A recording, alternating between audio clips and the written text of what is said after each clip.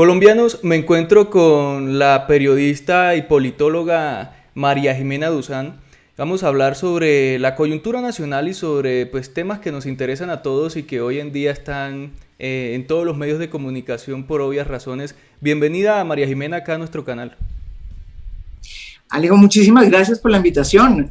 Además, me complace que usted haya ido a mi programa. Y yo también vengo al suyo. Claro, así es pues interesante porque compartimos puntos de vista en los dos programas. Sí. Bueno, María Sí, señor. Jimena, para iniciar, ¿cómo ve usted el tema que está sucediendo con el senador Álvaro Uribe? Pues le dictan medidas de aseguramiento, hoy se conoce que tiene COVID, pues todas estas noticias alrededor de él. ¿Cómo ve ese tema y cómo ve al senador? Bueno, primero, pues cualquier persona que tenga COVID, eso es muy horrible. Yo espero que eh, él se recupere y tenga buena salud para enfrentar todo lo que se le viene. Pero por otro lado, me parece bastante, digamos, falsos muchos de los argumentos que el uribismo está esgrimiendo para defenderlo a él por cuenta de la medida de aseguramiento que planteó la Corte Suprema de Justicia, ¿no? Yo decía que la primera cosa que el argumento que más digamos, me parecía totalmente falaz, mentiroso, falso, era que la Corte Suprema de Justicia había hecho eso inspirada por la izquierda radical internacional, que eso fue precisamente lo que escribieron ellos en sus comunicados, incluso un día antes de que la Corte decidiera lo que decidió. O sea, yo decía, graduar a los magistrados, que fueron 5 tipos, o sea, 5 magistrados, 5 jueces de una sala de instrucción criminal, que además votaron todos igualitos, ¿sí? De manera unánime, lo cual significa que tuvieron una cantidad de pruebas impresionantes para respaldar esa decisión. Graduarlos sin siquiera haber iniciado el proceso de acusación contra Álvaro Uribe de castrochavistas, me parece mentiroso, que confunde y que delegitima totalmente a la justicia, que en el fondo es la base de un Estado de Derecho. Carajo, es que sin eso no hay nada. Me ha parecido ese argumento deleznable, porque es el mismo argumento que usaban hace 12 años contra la Corte que empezó y que investigó la parapolítica, que metió a la cárcel a 60 miembros del Congreso, la mayoría uribistas, uno de ellos el primo hermano de Álvaro Uribe, Mario Uribe. ¿Y usted cree que de pronto ese tipo de señalamientos en contra de los magistrados y de la Corte puede ser una estrategia más allá que de lo que han intentado decir, sino una estrategia política de ellos con miras al 2022? Pues sí, yo creo que lo que van a hacer es decir que que Uribe es una víctima, es una estrategia de mostrarlo como una víctima, primero de la izquierda radical internacional.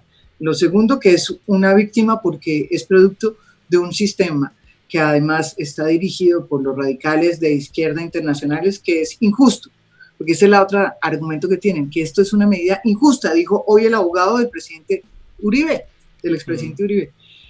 ¿Cómo así que injusta? O sea, esto es una medida que se toma bajo el amparo de la ley 600, no sé qué, que tiene esta medida de aseguramiento porque la Corte considera que al expresidente Uribe, quien se le está iniciando un juicio por manipulación de testigos, él puede obstruir la justicia si está libre. Esa es la razón por la cual ellos fundamentan la medida de aseguramiento. O sea, decir que eso es una injusticia es increíble, es la justicia cuando opera. Yo me pregunto si a ellos les pareció injusta, por ejemplo, que ese mismo tribunal que hoy están condenando a la hoguera hubiera aceptado hace pocos días la apelación que hizo Andrés Felipe Arias para que revisaran su caso. Es que la justicia es la justicia, gústenos a no, cuando es para los amigos y cuando es para los enemigos, cuando es para los aliados o para los que son enemigos políticos. O sea, es que la justicia es así, no se puede hacer solamente una justicia armando uno su propio traje, que es lo que quiere el uribismo. Eso no es justicia, eso sí que es injusticia, que es que la justicia solamente funcione para Petro, ¿sí? Que la justicia solamente funcione para cuando Bogotá se la roba la familia Rojas, ¿sí? Pero y cuando el país se lo roban los demás, ¿dónde están los demás? Esa sí no es justicia, y menos cuando señalan a los uribistas, y menos, mucho menos, cuando señalan a su jefe máximo, que es Álvaro Uribe. La medida de aseguramiento pues busca evitar que el senador se interponga en este proceso y evite esa recolección de pruebas y todo ese tema. Pero ¿no será que aún así, estando el senador en su finca cumpliendo la medida de aseguramiento, con el presidente Duque atacando la administración de justicia, con los uribistas atacando a la Constitución, intentando, como dice Paloma Valencia, una constituyente, ¿no será que hay más peligro por parte del mismo presidente y los uribistas de que obstruyan la justicia en este caso?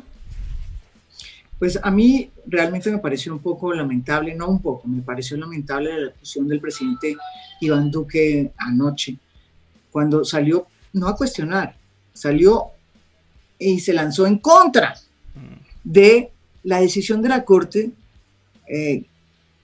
que con una cantidad de acervo de pruebas impuso una medida de aseguramiento contra el expresidente Uribe. Eso me pareció sorprendente, que un presidente que por constitución tiene que ser neutral haya salido a hacer el mismo juego que está haciendo el uribismo, con esos argumentos diciendo que esta es una medida injusta, que esta es una medida además politizada, con magistrados de sesgo político, porque son todos castrochavistas.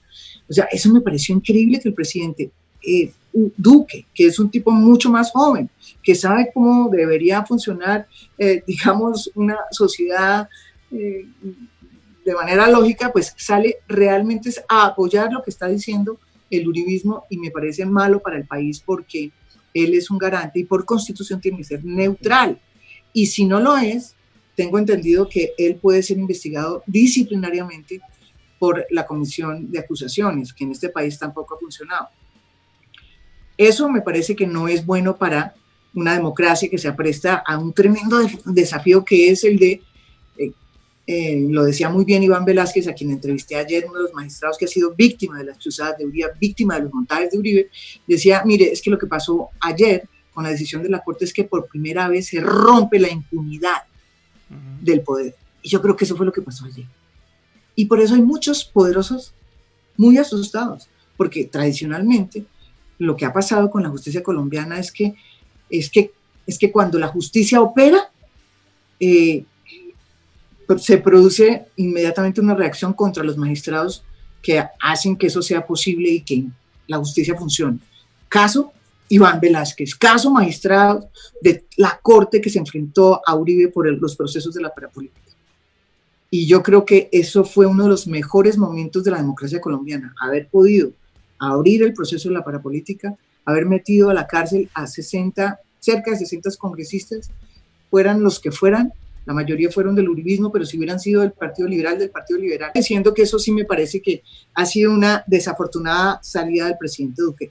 Por el otro lado, me parece que no es cierto, digamos, que ese argumento que dice el uribismo, según el cual el hecho de que hayan tomado esta decisión con el presidente Álvaro Uribe sea un golpe a la democracia, que es el otro argumento. Porque yo creo que la democracia, lo que está probando la democracia colombiana es que funciona precisamente la independencia de la justicia y la independencia de los poderes. Y que hay una independencia por parte de los jueces que es capaz de cuestionar al gobierno que está en este momento en el poder. Yo creo que eso es lo que es una democracia. Lo que es el castrochavismo realmente es todo lo contrario.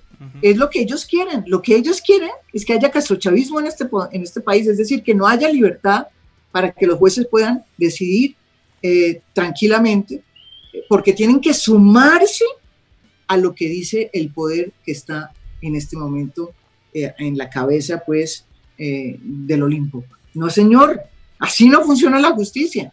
Entonces, yo sí creo que es un momento para reflexionar y para entender qué es lo que significa la democracia. La democracia no significa que todos tenemos que pensar como el que nos manda, sino que es al contrario, mucho más un juez, ¿sí? Entonces, pues, esa es mi reflexión en ese sentido. María Jimena, pero en su experiencia, que lleva muchos años en este tema del periodismo, la investigación periodística y eso, ¿por qué si se ha hablado de tantos procesos en contra de Uribe, tantos cuestionamientos, falsos positivos, todo lo que se puede uno imaginar en contra de Uribe, y resulta que el proceso que lo lleva a, por lo menos en este caso, una medida de aseguramiento es por un presunto fraude procesal y soborno que cometió, al parecer, Diego Cadena, el abogado de él, para conseguirle esos testigos. Con esas investigaciones, porque usted ha hecho muchas revelaciones en sus columnas, ¿qué pasa con todo eso? Pues nunca ha pasado nada. Lo que es un poco paradójico es que él termine donde está hoy, no por muchos de las investigaciones que tiene, dormidas en la comisión de acusaciones, que son por muchas cosas mucho más complicadas, muchísimo más complicadas. Por decirle algo, la masacre del Aro, la masacre de lo que pasó en la finca de las Guacharacas, cuando él era gobernador de Antioquia.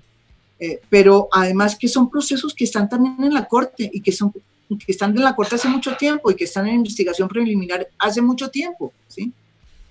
Realmente todos esos procesos se han quedado como dormidos durante mucho tiempo ya, y sorprende que sea por este proceso, que es un proceso mucho menos complicado, menor, como dice usted, esté hoy en las que está.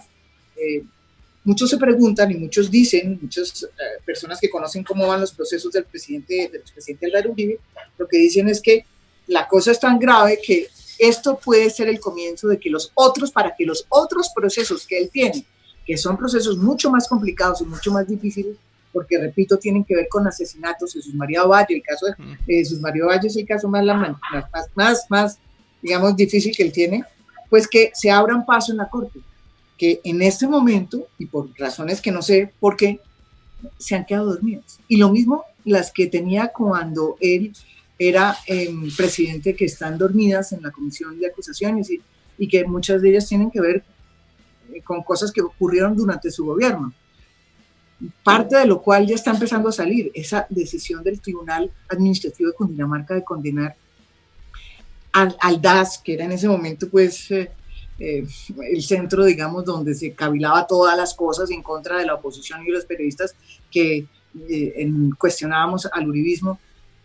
Condena al DAS y al departamento de presidencia de ese momento, que era la presidencia de Álvaro Uribe, por chuzarlo no solamente a Iván Velázquez, que era el magistrado que hacía la investigación de la parapolítica, sino a toda su familia. Es que hay carpetas, Alejo, yo he visto las carpetas que están, la hermana, el hermano, o sea, hemos dicho, de Iván, que es de Iván no, sino de Víctor, que es el hijo, y toda la familia, o sea, hasta el papá, la mamá, mejor dicho, increíble. Fue un seguimiento a la familia, que es una cosa realmente sorprendente, y acaba de fallar esa demanda. Fue una demanda que ellos expusieron y acaba de fallar condenando al Estado. La gran pregunta es que si esa indemnización que tienen que pagarle a Iván Velázquez, ¿la debe pagar quién?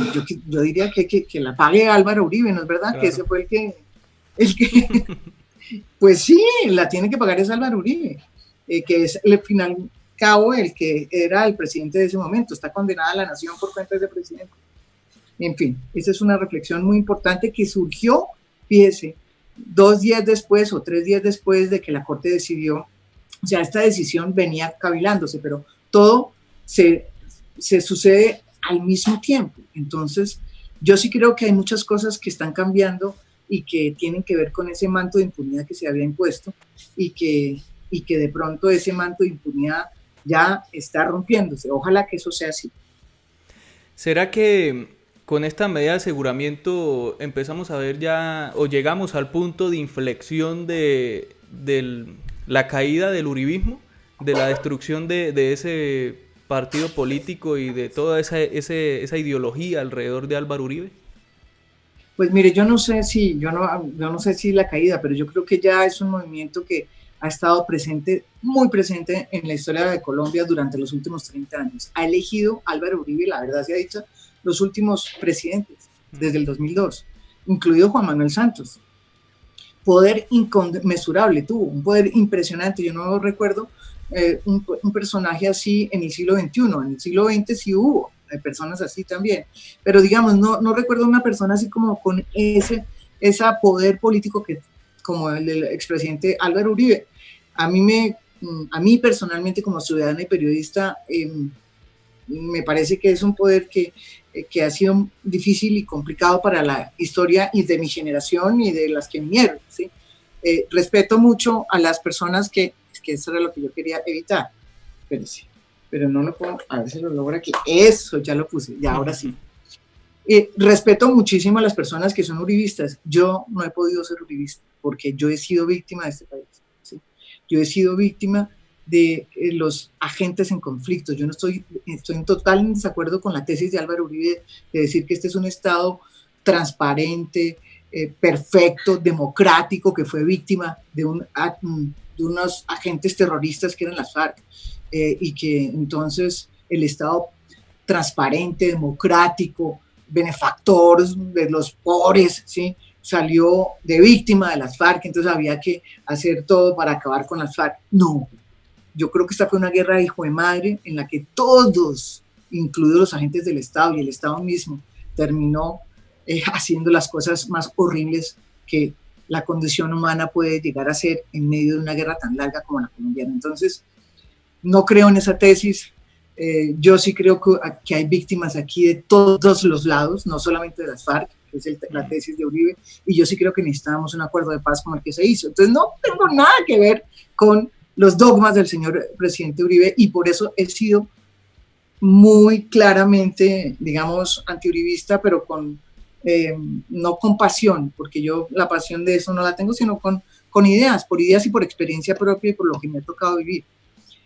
Entonces, yo creo que el uribismo es algo con lo cual tenemos que vivir, es producto de esta sociedad que lastimosamente dejó que este tipo de fenómenos crecieran. Yo no creo que uno pueda decir, ¿sabe qué? Vamos a acabar con el uribismo. El uribismo no se va a acabar, pero el uribismo se le puede derrotar en las urnas. Al uribismo se le puede derrotar a través de las vías políticas, ¿sí? Y yo creo que eso es lo que es bueno para una sociedad, porque un poder que dura 30 años, 40 años, pues no es bueno para ninguna democracia. Yo creo que es la hora de alternancia, y que eso no significa que nos vamos pues para al castrochavismo, es que la democracia es alternancia, no siempre el mismo, no siempre, ya llevamos 30 años, porque Juan Manuel Santos, pues sí, hizo el acuerdo de paz y eso fue importantísimo, histórico, pero Juan Manuel Santos llegó de la mano de Álvaro. Esa fue la verdad. Claro. Y eso, de alguna manera, es lo que ha impedido que este acuerdo de paz tenga alguna legitimidad tan fuerte como la que pudo haber tenido si Juan Manuel Santos no hubiera llegado a hacer lo que llegó por cuenta de Uribe. Entonces, pues yo creo que hay que empezar a convivir con el uribismo y a derrotarlo en franca lid, ¿sí? Y nunca llegar a utilizar sus propios métodos, los métodos que ellos tienen. Eso es lo que yo aspiro como ciudadana, para que esto mejore y no eche para atrás. O sea, yo no quiero volver otra vez a justificar los paramilitares, yo no quiero volver otra vez a justificar que porque entonces se rearmaron las disidencias, hay que volver otra vez a rearmar a los paramilitares. Eso no. Yo ya no quiero eso. Yo ya viví eso. Y me mataron a mitad de mis conocidos, de mis familias, no, ya no más. Echemos para adelante. Y yo creo que esa es la gran oportunidad del acuerdo de paz. Abrir centro-izquierdas, abrir nuevas visiones del mundo y no tenerle miedo a los cambios. No tenerle miedo a los cambios. Para eso era el acuerdo, para los cambios, pero no para frenarlos y no para matar a los líderes sociales, sino para abrirlos y para que haya más democracia en este país. ¿Será que, como dice Paloma Valencia, podemos comparar a Uribe con Simón Bolívar? ¿Usted cómo lo ve? No, yo no creo. Yo respeto mucho, digamos, esta visión de hombre providencial, patriarcal que tienen los uribistas, de casi que es como un dios para ellos. Uh-huh. Y yo le respeto mucho porque, bueno, así es que es el dogma, ¿no es verdad? Así son los populismos también. Pero no, yo no creo que Uribe, siendo una persona muy importante dentro de el panorama, digamos, reciente de la historia de Colombia, no hay que dudarlo. Uribe es un tipo muy importante, una figura política muy importante, pero para mí, María Jimena Duzán sigue siendo mucho más importante figuras como López Pumarejo, ¿sí?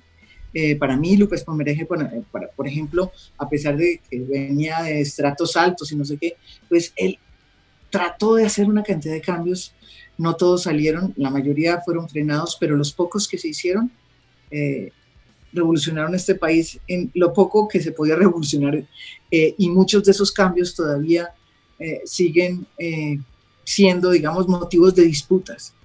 Y eso comenzó con López Pumarejo. Yo creo que es mucho más importante un López Pumarejo para la historia que Álvaro Uribe Vélez, pero respeto cantidades a Paloma Vales. Y ahora, no estoy de acuerdo que cada vez que algo pasa con el uribismo y sea la justicia pone la lupa sobre el uribismo o sobre Álvaro Uribe, ellos reaccionan en lugar de aceptar, digamos, que se cometen errores y mecanismos que no funcionan dentro de la justicia, dentro de la democracia, y que pueden ser considerados por la por la justicia misma como delitos. Pues en lugar de aceptar eso, ¿qué hacen?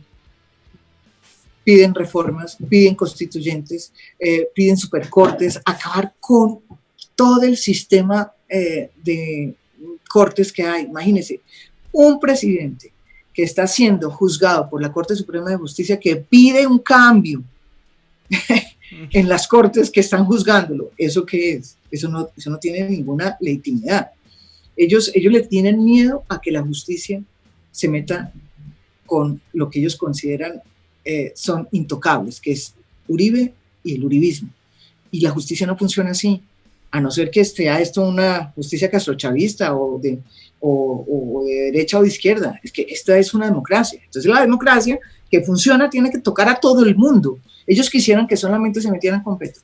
Y mi gran discusión de todo esto es, bueno, ¿qué va a pasar? Yo no le tengo tanto temor a que, digamos, a que sean la víctima de la furia del uribismo los exguerrilleros de las FARC, porque realmente los guerrilleros de las FARC no han sido muy importantes en la política desde que se entregaron a la paz, digamos. Pero en cambio Petro sí ocupó ese lugar, y Petro sí ha recogido de alguna manera ese sentimiento de cambio. La pregunta que yo tengo es que si esto va a hacer de la siguiente manera. Ustedes quieren que Uribe se quede con detención domiciliaria. Pues entonces a Petro también hay que quitarle su curul y meterlo a la cárcel, por lo que sea. Eso me parece, digamos, esa manera de que la justicia sea, entre comillas, equitativa, me parece peligrosa, ¿sí? Porque la justicia, como decía alguien que era Ordóñez, a mí me preocupaba muchísimo cuando decía, es que la justicia tiene que llorar por los dos ojos, decía Ordóñez. No, la justicia tiene que llorar por donde hay que llorar. Si es por uno, por dos, por tres, pero no siempre es lo mismo, ¿sí? Porque un fenómeno no se produce igual en todas partes. Entonces toca, es específico, y toca entender qué pasa en cada caso. Pero si la cosa de que Uribe entonces lo meten aquí a la cárcel de manera injusta, como dice el uribismo, y por el otro lado, entonces para equiparar hay que meter a Petro también en la cárcel. ¿Eso qué es? Eso no es democracia. Eso sí que es venganza. Si Petro cometió un delito, hay que meterlo a la cárcel, sí, claro, y juzgarlo y todo y meterlo a la cárcel. Entonces sí cometió el delito. Pero no para equiparar, ¿sí me entiende? Que es lo que a mí me afana. Hay que equiparar, hay que llorar por los dos ojos, pero a ver, si es que tengo malo en uno nomás. Entonces me preocupa profundamente. Todo esto para decir que todos los funcionarios, altos funcionarios que han cometido un delito tienen que ir a la cárcel. En este país eso no ha sucedido sino en muy pocas ocasiones. Todos, amarillos, verdes, rojos, colorados, lo que sea, ¿sí? De izquierda, derecha o de centro. Pero no hay que tenerle miedo a eso. Cuando eso pasó en el Perú, por ejemplo, cuando pasó con Fujimori, todo el mundo decía, bueno, se va a acabar el Perú, pero no se acabó, ¿sí?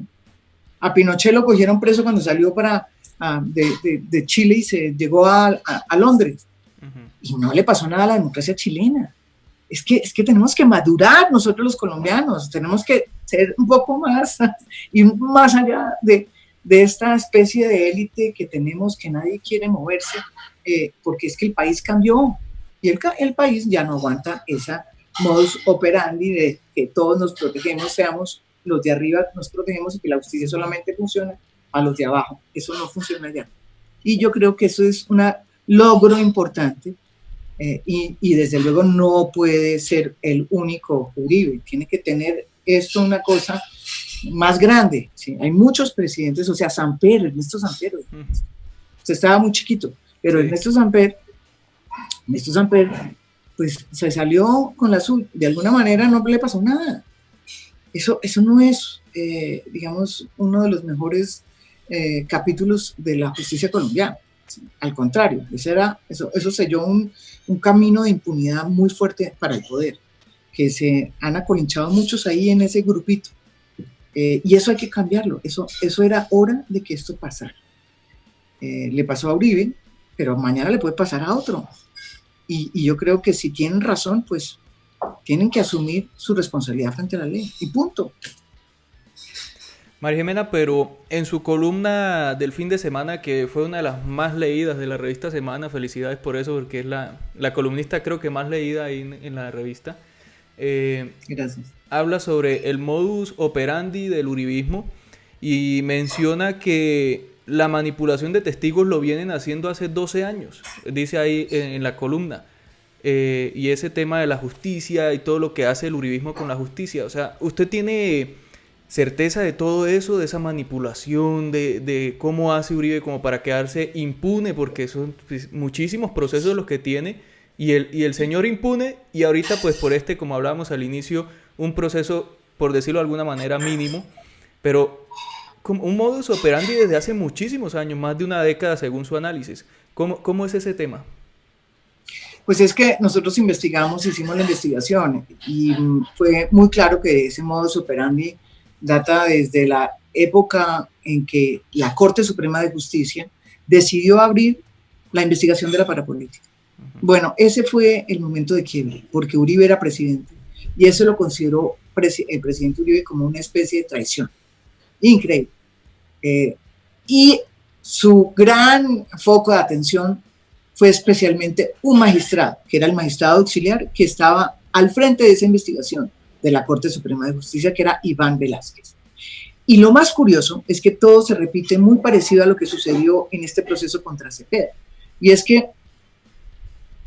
el presidente Álvaro Uribe, pues ya era presidente en ese momento, si es presidente, sale el 2007, creo que fue en abril de 2007, a decir que el magistrado Iván Velázquez, a denunciarlo públicamente siendo presidente, que el magistrado Iván Velázquez estaba manipulando testigos desde la cárcel en contra de él. Y que la base de esa denuncia que él estaba haciendo pública era una carta de un paramilitar llamado Tasmania, ¿sí? En la que el mismo paramilitar decía que el señor magistrado auxiliar Iván Velázquez lo había presionado para forzarlo a que dijera ante la justicia que Uribe había matado a un paramilitar llamado René en la época en que él había sido gobernador de Antioquia. Una vaina así. O sea, impresionante, imagínense. A un magistrado. ¿Cuál era la historia? La historia después se supo que todo fue un montaje, ¿sí? Primero que todo porque, óigame esto, la carta que supuestamente Álvaro Uribe sacó para decir que el señor Iván Velázquez, magistrado Iván Velázquez, lo estaba manipulando testigos en su contra, era falsa. ¿Cómo se pudo saber? Porque se estableció después, por las investigaciones, que la carta ni siquiera la había escrito Tasmania, como ha pasado hoy en el caso con Iván Cepeda. Muchas de las cartas de los testigos contra Iván Cepeda no los han escrito los testigos, sino que se los escriben los abogados. Y en este caso, se los escribió un abogado que se llamaba Sergio González, que está preso, además, ¿sí? Por calumnia, creo yo. No sé si ya salió, pero estuvo preso por calumnia, que era muy cercano, muy cercano a Santiago Uribe y a Mario Uribe. Pero lo más impresionante es que esta denuncia que hace Álvaro Uribe, la hace como presidente, creo que una semana o 15 días después de que la Corte Suprema de Justicia anuncia que se abre indagatoria contra Mario Uribe, que era el primo hermano de Álvaro Uribe. O sea, es increíble. O sea, y aquí pasa un poco lo mismo. O sea, en este momento, con lo de Iván Cepeda, cuando ya la Corte iba a decidir sobre cómo iba esta demanda que el presidente había impuesto contra Iván Cepeda, porque decía que él estaba manipulando testigos desde las cárceles, como lo dijo hace 12 años de Iván Velásquez, ¿sí? ¿Qué pasó? Pues que la Corte no encontró elementos para abrirle una investigación a Cepeda, pero sí encontró elementos para abrirle una investigación a Uribe. ¿Por qué? Porque descubrió lo mismo que se descubrió en el montaje de Tasmania, que las cartas no las habían escrito los famosos testigos, sino que los habían escrito abogados que se habían ido allá en representación del uribismo, en el caso de Cepeda, y de Mario y de Sergio Santiago Uribe en el caso de Tasmania contra Iván Velásquez. O sea, se repite un patrón impresionante. Pero además de eso, después de ese pedacito de historia que es fulminante, tan fulminante fue y tal fue el montaje que el propio Tasmania, dígame bien, Alejo, salió con una declaración, le escribió a Iván Velásquez después de todo esto diciendo, ¿sabe qué, doctor Velásquez? Todo fue un montaje porque yo me retracto de lo que dije. La carta no la escribí yo y yo me retracto, se retractó Tasmania. Pero como se retractó Tasmania, pero quedó investigado Iván, porque además Álvaro Uribe salió exactamente lo que hizo con Cepeda. Le dijo, usted me está buscando en la cárcel para que me investiguen a mí. Yo pido que lo investiguen. Esto es el colmo, investiguenlo. Él era un magistrado auxiliar y quedó investigado. Y hasta el sol de hoy, pues la investigación está archivada, pero Iván Velásquez pide todavía hoy que se investigue. La fiscalía nunca investigó. Se retractó Tasmania, pero como se retractó Tasmania, entonces, ¿qué pasó? A los pocos semanas hubo otro episodio que usted es muy chiquito, entonces no se acuerdan, pero es peor, es peor, que se llama la visita de Job, alias Job a Palacio.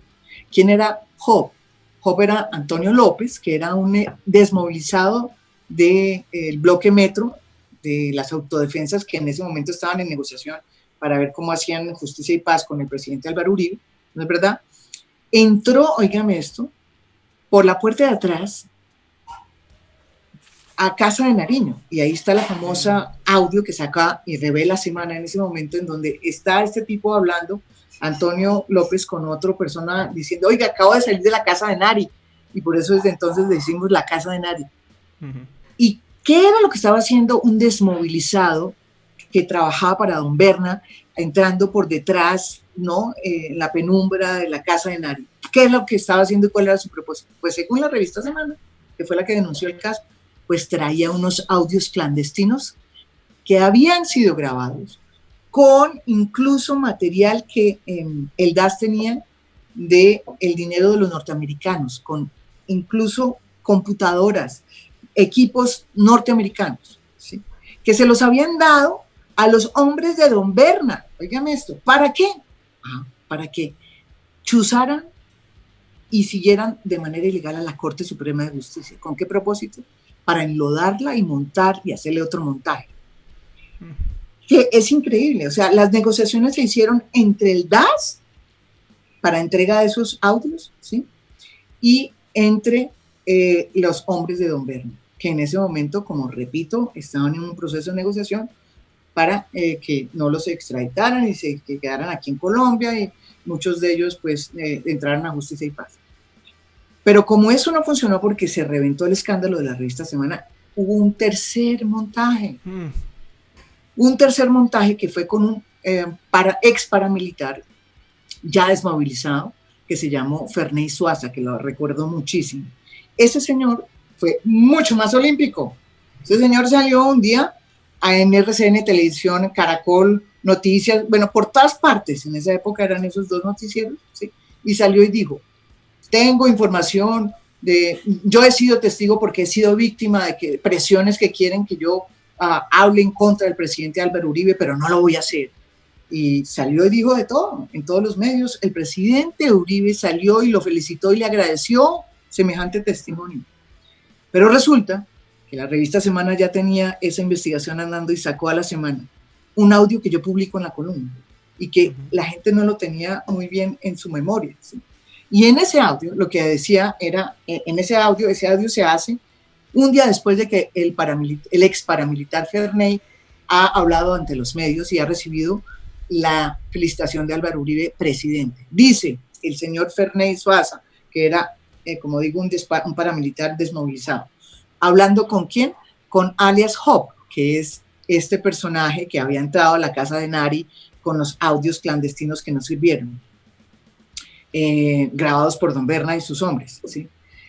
Entonces aparece este audio en donde Ferney Suaza le dice a alias Hop: estoy esperando hablar con Uribe el presidente. Y entonces responde alias Hop: uy, pero ojo con hablar de esto con el comisionado, solo con Uribe, le dice alias Hop. Sí, claro.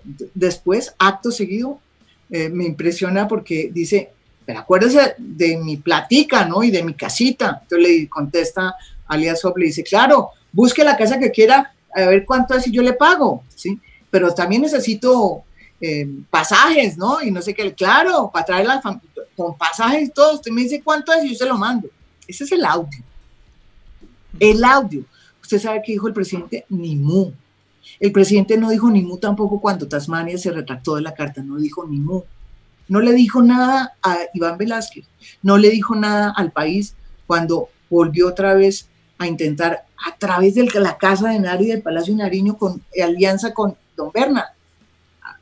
Tampoco dijo nada, porque no dijeron nada, porque la defensa de Uribe siempre es: todo fue a mis espaldas. Entonces, por todos esos montajes hay mucha gente presa, pero nada que tenga que ver con Álvaro Uribe, porque Uribe ha dicho que todo lo que hicieron los demás, que son muchísimos los que fueron a la cárcel, fueron muchísimos.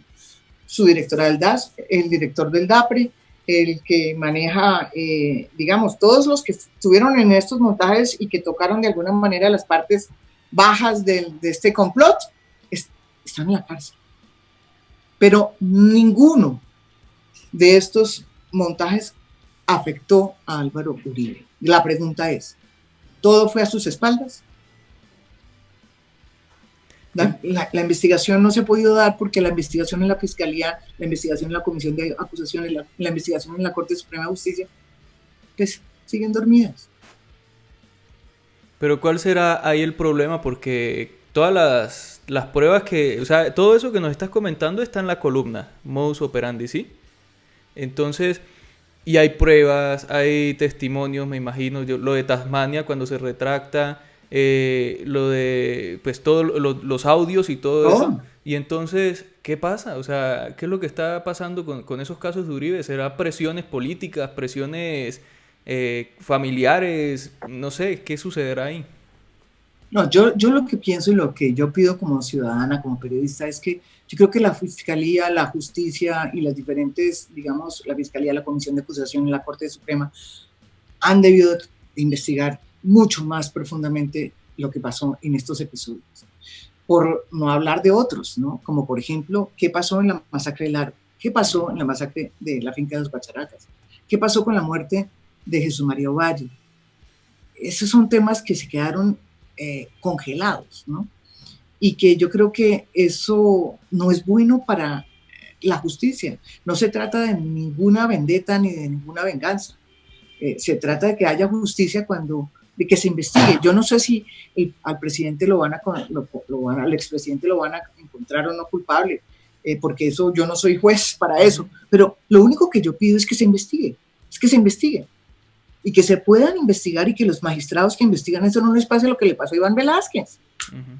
Y que que no le pase lo que le pasó a los magistrados de la Corte que investigaron la parapolítica, es que si viera cómo los trataron.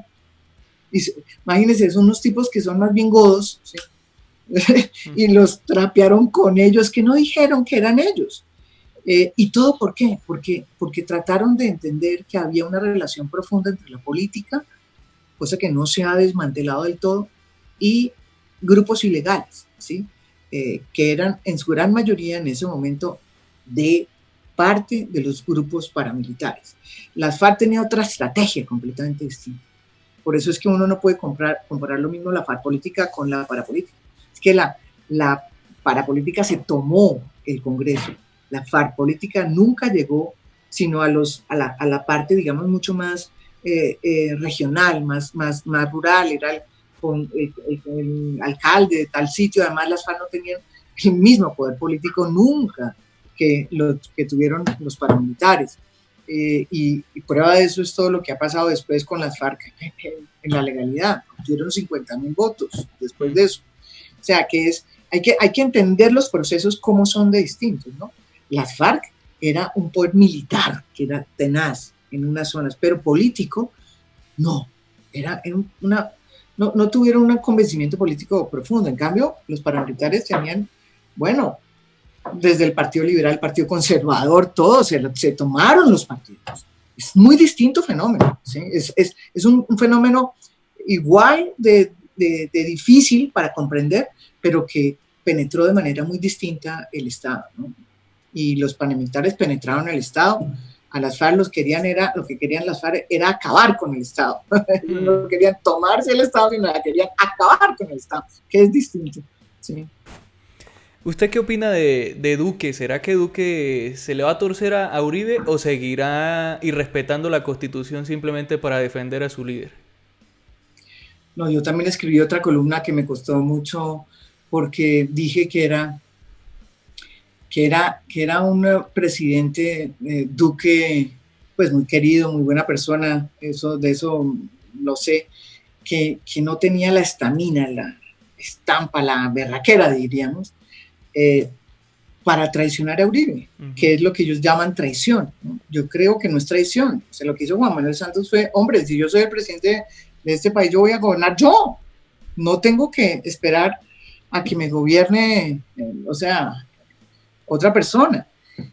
Yo no creo que esto lo vaya a hacer Iván Duque, y lo que yo veo es que en la medida en que el uribismo sí de todos estos cambios tan duros baja, digamos como el uribismo, como su fervor político se ve que baja en las encuestas, su jefe le pasa lo que le pasó, en contra de lo que uno pensaría que podría encontrar una especie de respiro y de cierta independencia. Lo que yo veo es que cada vez más es un obsecuente frente al uribismo, o sea, está detrás del uribismo, está como que apoyándolo de manera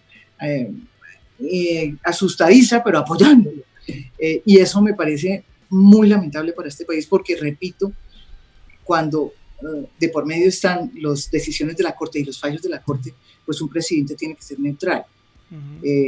Está repitiendo lo mismo que hizo Uribe. Uribe, cuando la Corte de la parapolítica hizo cosas como, por ejemplo, primero investigar y capturar a Mario Uribe, que era el primo del presidente, en ese entonces, salió Álvaro Uribe de presidente a llamar al pueblo para que se levantara contra las cortes, oigan esto, y a pedir una supercorte, que es lo mismo que está haciendo Paloma ahora, ¿sí? Casi que llamó a la desobediencia civil. Entonces, es lo mismo que se está repitiendo, exactamente lo que pasó hace 12 años. La gran pregunta es si las instituciones están tan fuertes como hace 12 años o si están más mermadas debido a esa pelea que llevamos ya trayendo. Esa es la gran pregunta. Yo espero que de esto salgamos fortalecidos, que de la democracia salga fortalecida y que no terminemos en la politización de la justicia, ni que los jueces se abstengan de emitir sus fallos por temor a que les digan que son castrochavistas, ¿no? O del otro lado, en fin. Eso, si llegamos a eso, este país se lo llevó él, que sabemos. Esperamos que eso no pase. Y sobre la vicepresidenta, ¿cómo la ve? Bueno, bueno, primero creo que es un cargo que es totalmente absurdo que exista, no debía existir, ese cargo no sirve para nada. Y me parece que la vicepresidenta sí que ha sido una desafortunada, digamos, figura pública que ha hecho mucho menos de lo que yo me imaginé. Yo pensaba que Marta Lucía era una mujer preparada y que yo creo que lo es, pero llegó al cargo y se volvió como si fuera, quién sabe, no sé, como si hubiera salido del Olimpo, y empezó realmente a gobernar a través del Twitter, que es lo único que puede hacer un vicepresidente, es que no tiene nada más que hacer. Entonces lo único que hacía era gobernar a través del Twitter, y eso fue tenaz, porque empezó, ¿qué tal? Una mujer que llega por primera vez a la vicepresidencia, que además decide volver todo otra vez al tema de que la mujer y la familia, el padre, la madre, los hijos, este país, por favor, donde la mayoría son madres cabeza de familia. La primera mujer que llega a la vicepresidencia y empieza a hablar como si fuera parte de una secta de esas anglicanas o de esas sectas católicas que solamente reconocen la familia cuando es integrada por madre y padre y cuando tienen unos hijos. No, eso me pareció un retroceso para las mujeres, o sea, para nosotros las mujeres, es increíble. Un retroceso en términos de reconocimiento de los derechos sexuales y reproductivos de las mujeres. Que la vicepresidencia vuelva otra vez a la época en que las mujeres servíamos para procrear y éramos parte de una familia, ¿vale? Mucho, no, eso sí no. Eso me pareció que es realmente muy triste de Marta Lucía, lo cual prueba que en esta sociedad patriarcal lo peor que nos ha pasado es que las mujeres que llegan al poder son peores de machistas que los propios hombres que llegan al poder. Y eso es lamentable, ¿no? Tenemos que producir mujeres que no sean machistas y que lleguen al poder pensando en los derechos sociales y reproductivos de la mujer, ¿no? Y no en la familia, no en que nosotros tenemos que estar ahí como reproductoras de la especie, ¿no? Eso ya pasó, estamos en el siglo XXI, ¿sí? Y no vamos a devolvernos. Y a mí me parece dramático lo de Marta Lucía. Y lo otro que no me gustó es que Marta Lucía ha ido manejando la política de la mano de sus negocios. Y eso me ha parecido de una manera, me ha parecido lamentable que lo haga también la primera mujer que llega a la vicepresidencia, porque es exactamente lo que hacen los hombres, que es los hombres poderosos no tienen esa diferencia. Van de la empresa privada a los cargos públicos y de los cargos públicos a la empresa privada. No hay derecho que Marta Lucía haga lo mismo, ¿sí? Y por cuenta de eso terminó enredada con el mismo fantasma. Porque tienen un negocio con su esposo, es Hitos Urbanos, para hacer desarrollos urbanos en muchas partes de Colombia. Comenzaron en Bogotá. ¿Y cómo comenzaron? Pues con este señor de socio, como lo dice muy bien la investigación de Inside Crime hecha por Jeremy McDermott. Me parece que es lamentable que además haya seguido ella de vicepresidenta y su marido haciendo negocios por todas partes de Colombia. Eso realmente no habla bien de lo que ella considera es la transparencia en el poder. Y lo otro, ya para terminar, es que ella tiene una cantidad de problemas con todos sus anteriores trabajos, ¿sí?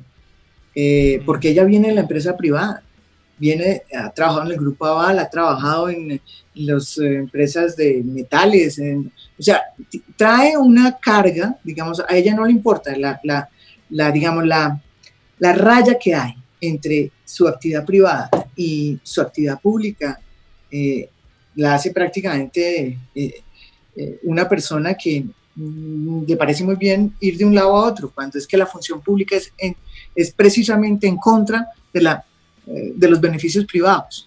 Entonces, esa línea no la tiene la señora Marta Lucía Ramírez, y para mí ha sido una desafortunada presencia de la mujer en el poder.